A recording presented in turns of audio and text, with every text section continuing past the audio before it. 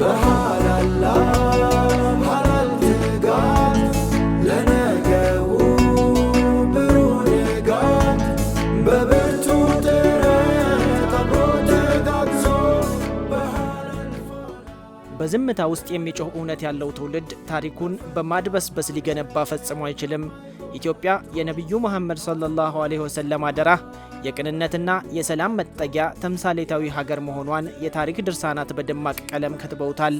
እነዚህ ታሪካዊ እውነቶችና ትውልዳዊ ኩራት ዛሬም ድረስ አብሮን አለ። ያንን የጥንት የአደራ የሰላምና የደግነት እሴት ሰንቀን ለታሪካችን ክብር እየሰጠን እነሆ ዛሬ ላይ ደርሰናል። ለመላው የሀገራችን የእስልምና እምነት ተከታዮችና ለዓለም ሙስሊሞች በሙሉ እንኳን ለ1447ኛው ዓመተ ሂጅራ የኢድ አልአድሃ አረፋ በዓል በሰላም አደረሳችሁ እያልን የሁላችን ባንክ ስለሆነው ሂጅራ ባንክ ከአመሰራረቱ ጀምሮ አሁን እስካለበት ቁመና ያለውን ጉዞ የምናስቃኛችሁ ይሆናል። መልካም ቆይታ።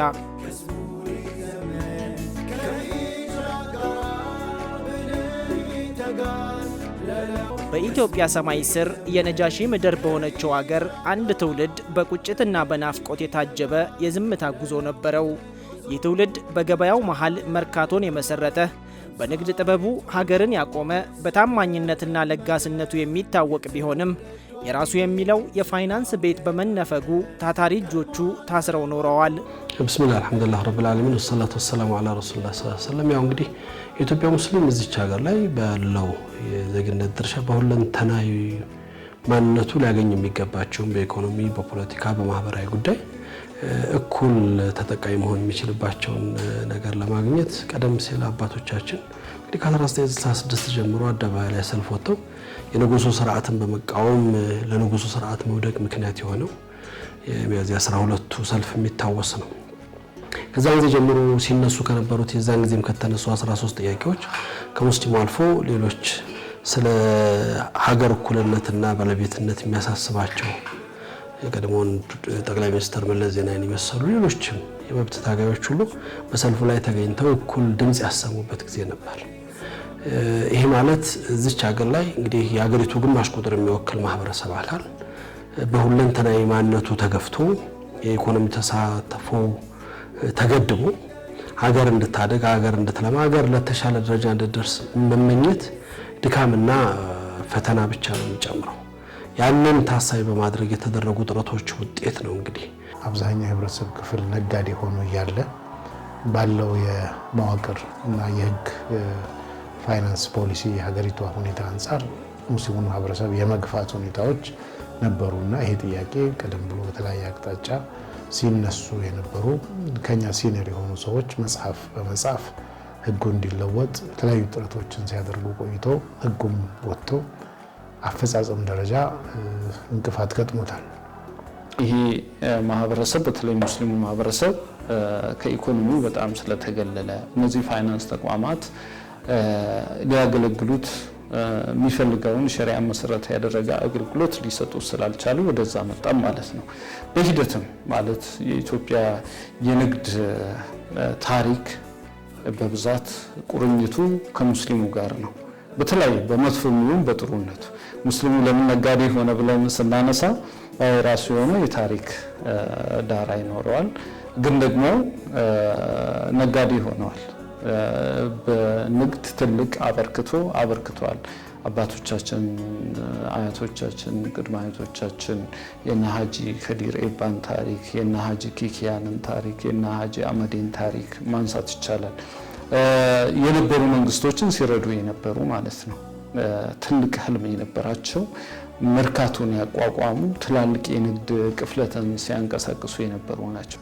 ሙስሊሙ ማህበረሰብ የሀገሪቱን የኢኮኖሚ ምሰሶ ተሸክሞ ሲያቆም ለተቋማዊ ምስረታ የከፈለው መስዋዕትነት እልፍ ነው። ከቀዳማዊ ኃይለ ሥላሴ ዘውዳዊ ስርዓት ጀምሮ በአንዋር መስጂድ ደጃፍ የፍትህ ድምጽ ሲያስተጋባ ተቋም ይኑረን የሚለው ጥያቄ የእውነትም የህልውናም ነበር።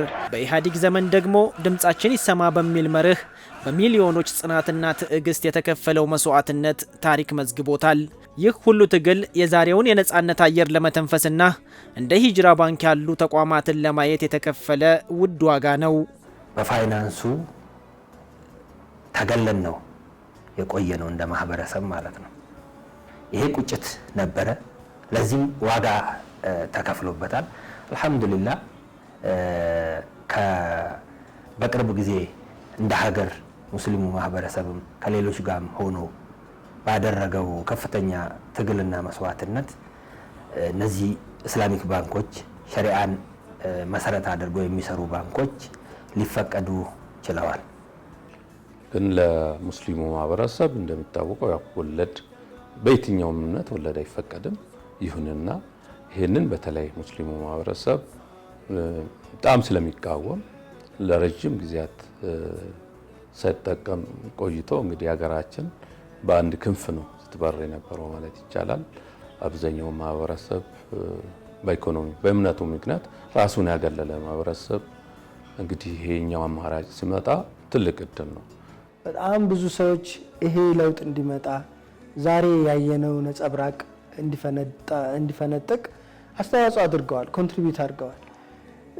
ከፊሎቹ በህይወት የሉም፣ አላህ ይማራቸው፣ አላህ ኸይር ጀዛቸውን በዛኛው ዓለም ይመንዳቸው ላለው። በህይወት ደግሞ ብዙ መስዋዕትነት የከፈሉ አሉ። በዚህ ምክንያት እንግልት የደረሰባቸው የታሰሩ፣ የተገረፉ፣ የተሰቃዩ አሉ። ይሄ መካድ አንችልም በምንም ተአምር ማለት ነው።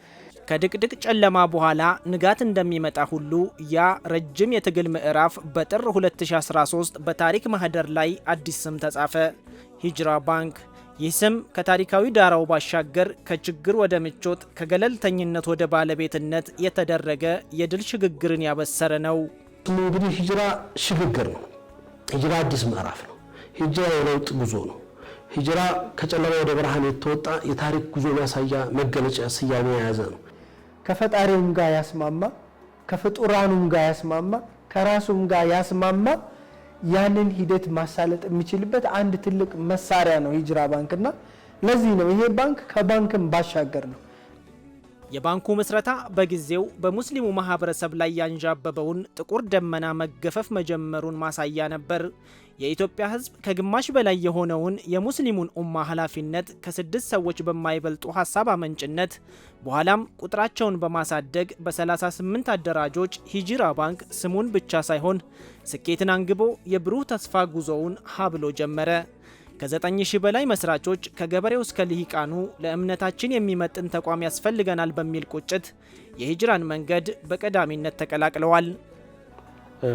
ሂጅራ ባንክ እንግዲህ መስራቾቹ ልክ በ2019 እንደተፈቀደ ሰፊ እንቅስቃሴ አድርገው ለየት የሚያደርገው በሙሉ ኢትዮጵያ በሁሉም ክልሎች በሁሉም ሙስሊሙ ህብረተሰብ ያለባቸው አካባቢዎች ባለ አክሲዮኖች ባለቤቶች ማህበረሰቡ እንዲሆን ፊሎሶፊውን በዛ መልኩ አዘጋጅቶ አክሲዮን ሲሸጥም በዋና ከተማ በአዲስ አበባ ላይ ብቻ ሳይሆን በተመጣጠነ መንገድ በሁሉም የኢትዮጵያ ክልሎች አክሲዮን እንዲሸጥ አድርጎ ያኔ ሲጀመር ወደ 9000 ባለ አክሲዮኖች ወደ 720 ሚሊዮን ብር በላይ ብሔራዊ ባንክ ከሚፈልገው መጠን በላይ እንዲሰባሰብ ተደርጎ ነው የተቋቋመው።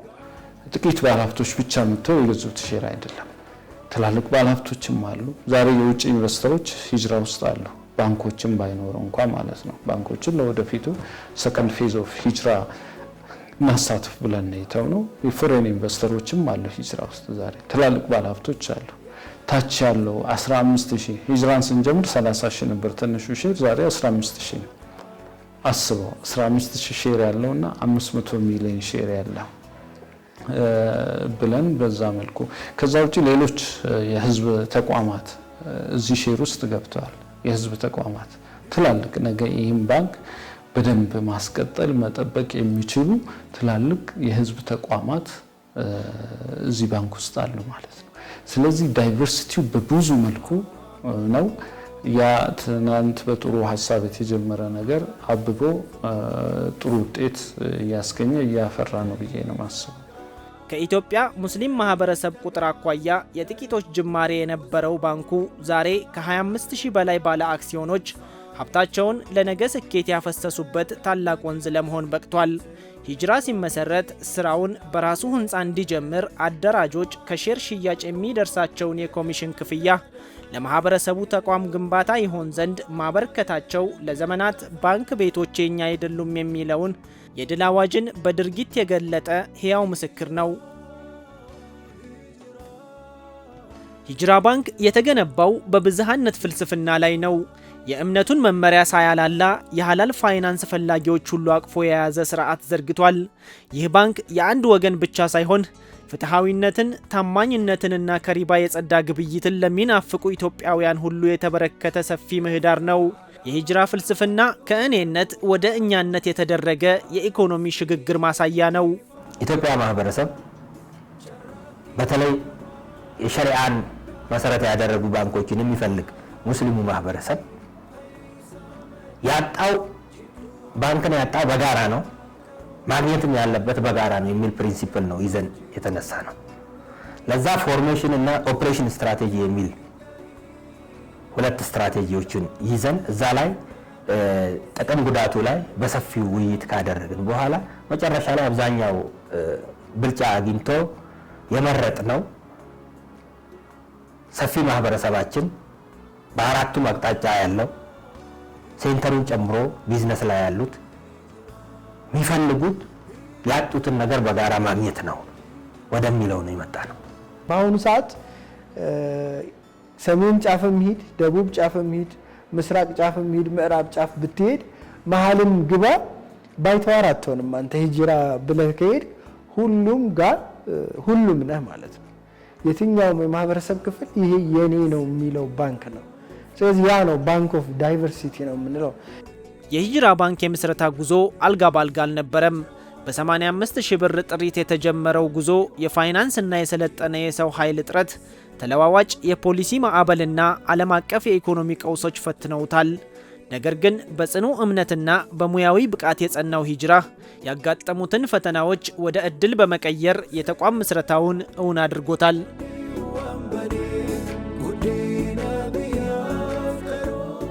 ሂጅራ ዘመናዊነትን ከሸሪዓ እሴቶች ጋር አቆራኝቷል። በዓለም አቀፍ ደረጃ በአኦፊ የተረጋገጠውን አይማል የተሰኘ ኮር ባንኪንግ በመጠቀም በኢትዮጵያ የባንክ ዘርፍ የቀዳሚነትን ስፍራ ተቀዳጅቷል።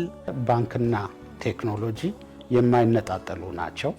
በዋናነት ቅድም እንደጠቀስከው አይማል ኮር ባንኪንግ የሚባል ነው። ከመነሻው ጀምረን ከውጭ በከፍተኛ የውጭ ምንዛሪ ገዝተን ወደዚህ ሀገር ለመጀመሪያ ጊዜ ሂጅራ ነው አይማል ኮር ባንኪንግ ይዞ የመጣው።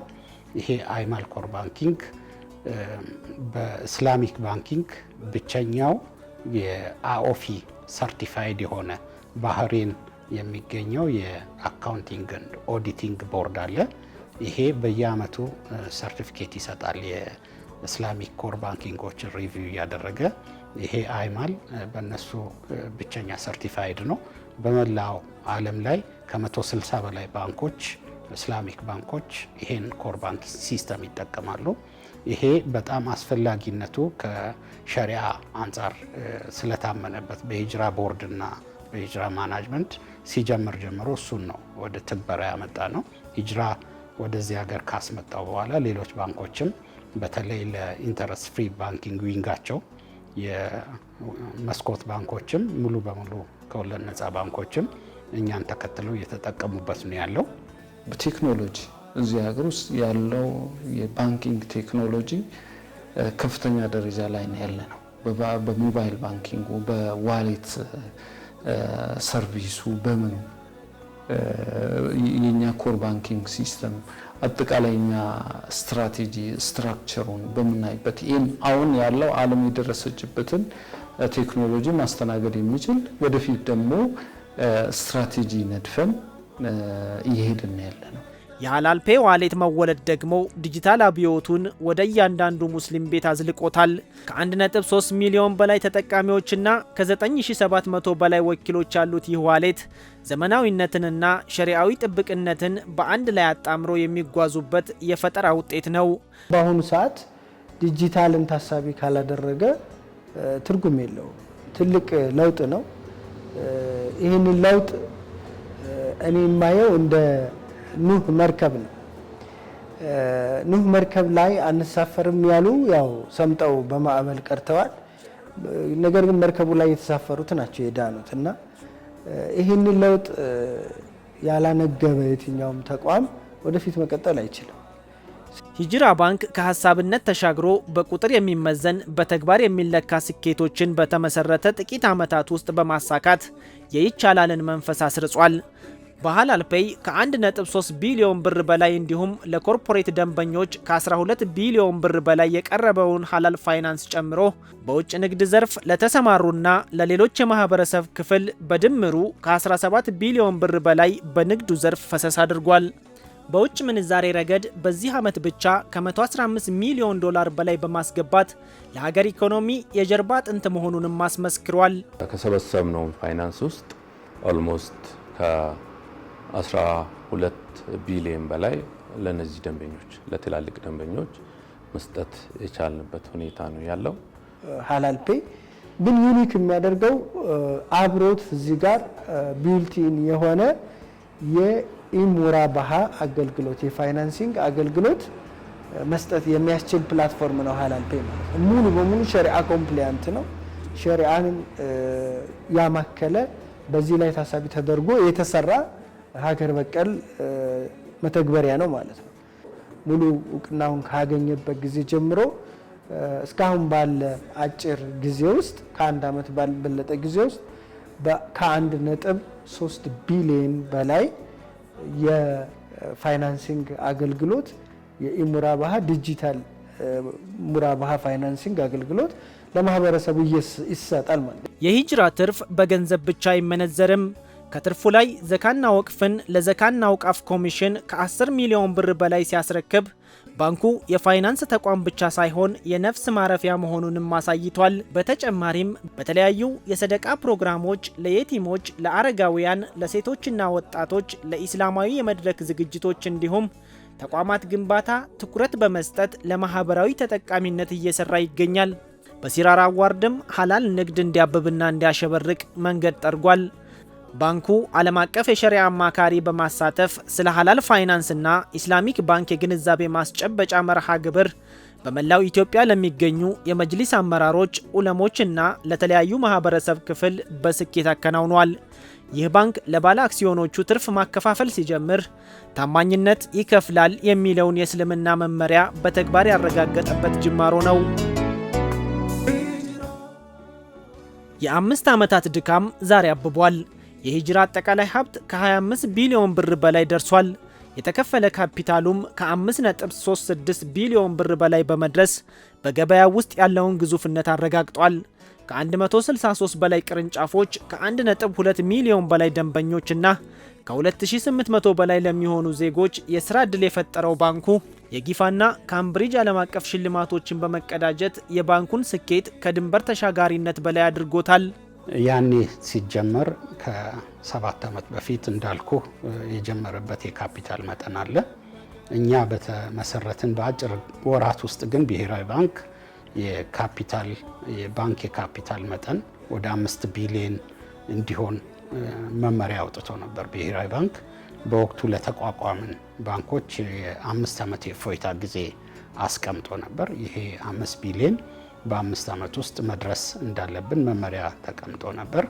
ይህንኑ መነሻ በማድረግና አጠቃላይ የባንኩ እድገትም በአሴትም በፕሮፊትም በዲፖዚትም በከፍተኛ መጠን እንዲያድግ ስትራቴጂ አውጥተን በትኩረት ስለሰራን በአሁኑ ጊዜ ኦፕሬሽን በጀመርን በ5ኛ ዓመት ብሔራዊ ባንክም ባስቀመጠው የጊዜ ገደብ ውስጥ ከ5 ቢሊዮን አልፈን አሁን ከ5.5 ቢሊዮን አካባቢ የሚደርስ የካፒታል መጠን ላይ ደርሰናል። ይሄ ትልቅ ውጤት ነው፣ ትልቅ ማይልስቶን ነው። ዛሬ በአንዋር በኑር ወይም በመላ ሀገሪቱ በሚገኙ መስጂዶች ውስጥ የሂጅራ ስም ሲሰሙ በወላጆች ፊት ላይ የሚታየው ፈገግታ የገንዘብ አይደለም፣ የክብር ቢሆን እንጂ። የእኛ ባንክ ብሎ መጥራት ለሙስሊሙ ማህበረሰብ ካለፈው በደል መካሻ፣ ለወደፊቱ ደግሞ የድል ዋስትና ነው። የሂጅራ ባንክ እውን መሆኑ የዘመናት ናፍቆት ረክቶ የእምነት ነጻነት በኢኮኖሚው ሜዳ ላይ ሲያሸበርቅ የታየበት ታሪካዊ ክስተት ነው።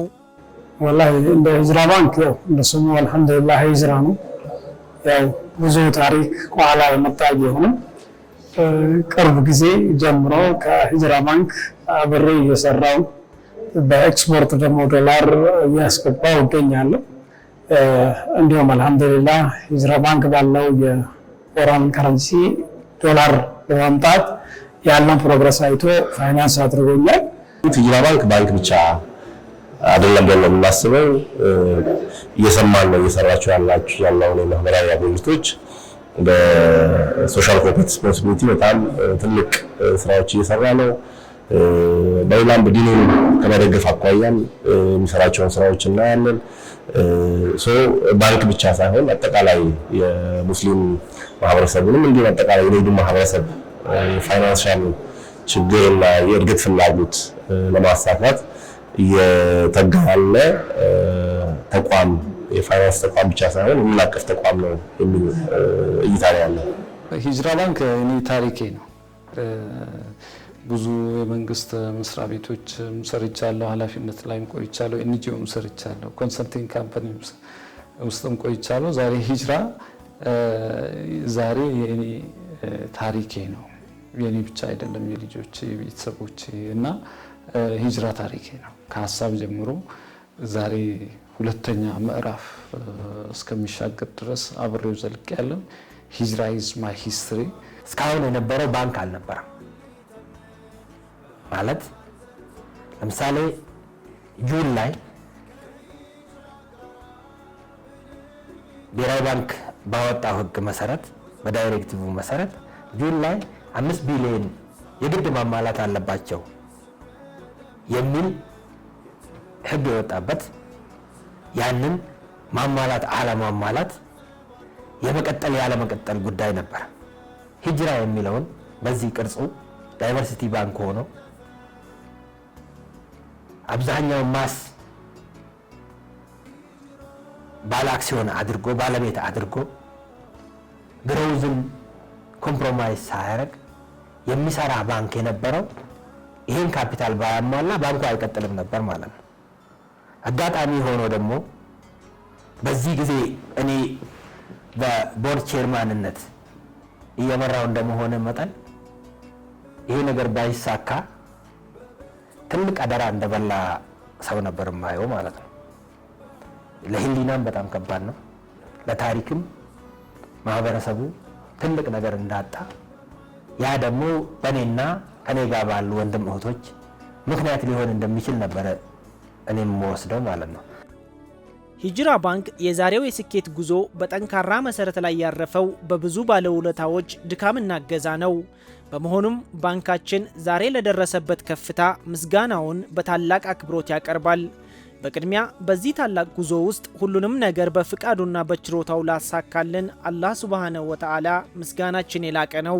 በመቀጠልም የሂጅራ ባንክን ታላቅ ራዕይ ሰንቃችሁ በኢትዮጵያ አራቱም ማዕዘናት በማዳረስ ለባንኩ መመስረት የጀርባ አጥንት ለሆናችሁ ውድ አደራጆች በሙሉ የከበረ ምስጋናችን ይድረሳችሁ።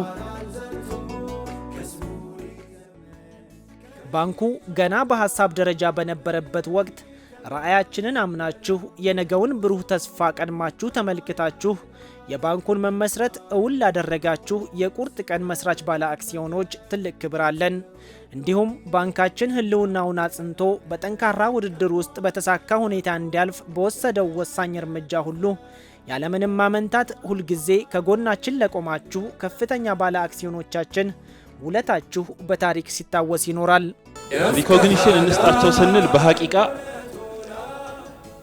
የምንሰጣቸው ነገር የለንም። ትልቅ ነገር ምናልባት ማወዳደሩ በጣም ተገቢ ባይሆንም አንድ ኡስታዝ አቡበከር ሁሌ ልጅ እያለን የሚያነሳት ቂሳ ላንሳ። አንድ ሴትዮ ኢራቅ አካባቢ ሽፍታ ንብረቷን ወሰደባትና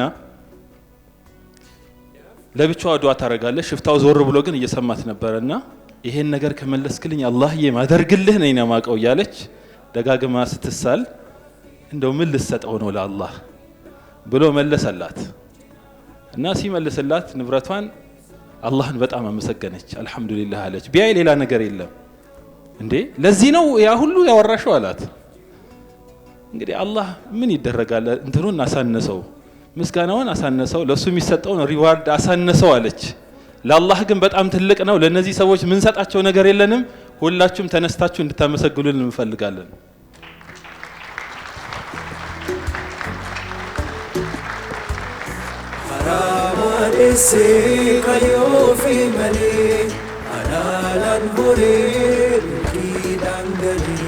ከሃይማኖታዊ እሴታችሁ ጋር የማይጋጭ ዘመናዊ የባንክ አገልግሎትን በታማኝነት ለመጠቀም እኛን ቀዳሚ ምርጫችሁ ስላደረጋችሁ ውድና የተከበራችሁ ደንበኞቻችን እናንተ የህልውናችን መሰረት በመሆናችሁ ሂጅራ ባንክ በሚገባ ያመሰግናችኋል። ሂጅራ ባንክ አሁን ለደረሰበት ታላቅ ስኬት ጊዜያችሁንና ዕውቀታችሁን በመስጠት የባንኩን የጉዞ መስመር ሁልጊዜ ቀናና አስተማማኝ ላደረጋችሁ የባንክ ቦርድ አባላት፣ የሸሪዓ አማካሪ ኮሚቴዎችና የማናጅመንት አባላት በሙሉ ታሪክና ትውልድ ሁልጊዜም እያመሰገነ ያኖራችኋል። በተመሳሳይ መልኩ የባንካችንን ስም ከፍ ለማድረግ ሌት ተቀን በትጋትና በታማኝነት ለምትለፉት መላው ታታሪ ሰራተኞቻችን የላቀ ምስጋናችንንና አክብሮታችንን ስናቀርብላችሁ በታላቅ አክብሮት ነው። አልহামዱሊላህ እንግዲህ በዚህ ውስጥ ዋጋ የከፈሉ ብዙ ሰዎች አሉ። ሂጅራን አምነው ሐሳቡን አምነው ለዲን ይጠቅማል ለማህበረሰባችን ይጠቅማል ብለው ገንዘባቸውን አውጥተው ዛሬ ላይ እንድንደርስ ያደረጉ በርካታ ወገኖች አሉ። ማመስገን ያስፈልጋል። አመሰግናለሁ።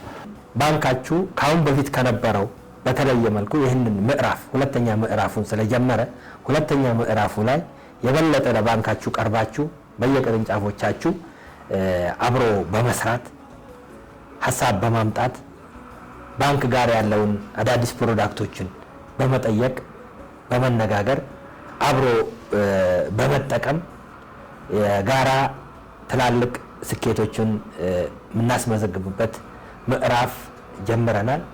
ኢንሻአላህ እዚህ ላይ ልክ ካሁን በፊት ከነበረው በጣም በተሻለ መልኩ ድጋፋችሁን እንፈልጋለን፣ ቅርበታችሁን እንፈልጋለን። ደስተኞች እንደምትሆኑም ሙሉ ተስፋ አለን። በቀጣይ በተለያዩ መድረኮች ላይ እየተገናኘን እየተወያየን አብረን ምንሰራ ይሆናል። አመሰግናለሁ።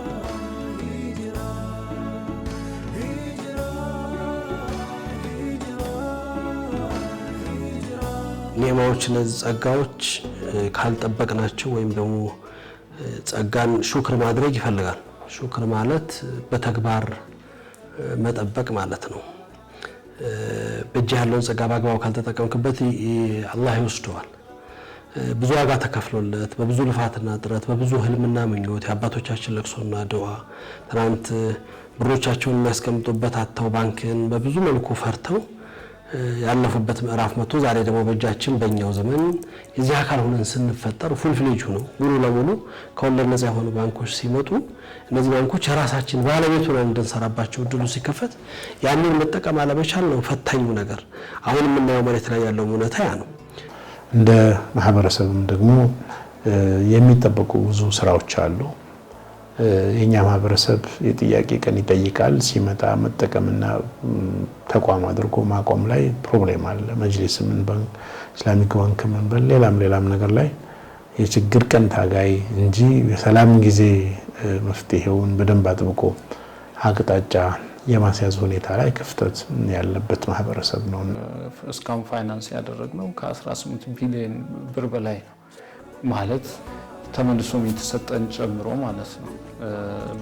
በ4 ወር ብቻ ወደ 9 ቢሊዮን ፋይናንስ አድርገናል ማለት ነው። ዛሬ ስኖት በርደን ኦፍ ፕሩፍ አይደለም፣ ያን አልፈናል። በርደን ኦፍ ፕሩፍ ማለት ነው ለህዝብ የተፈጠረ ተቋም ስለሆነ ህዝቡ ቁጭት ሊሰማው ይገባል።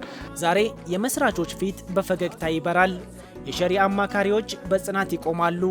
ደንበኞችም ባንኬ ብለው በኩራት ይጠሩታል። ሂጅራ ባንክ የትላንት ትግል ፍሬ የዛሬ ድልና የነገ ተስፋ ነው እያለን በድጋሚ እንኳን ለ1447ኛው ዓመተ ሂጅራ የኢድ አልአድሃ አረፋ በዓል በሰላም አደረሳችሁ አደረሰን እያለን መሰናዷችንን እንቋጫለን። ወሰላሙ አለይኩም ወራህመቱላሂ ወበረካቱሁ።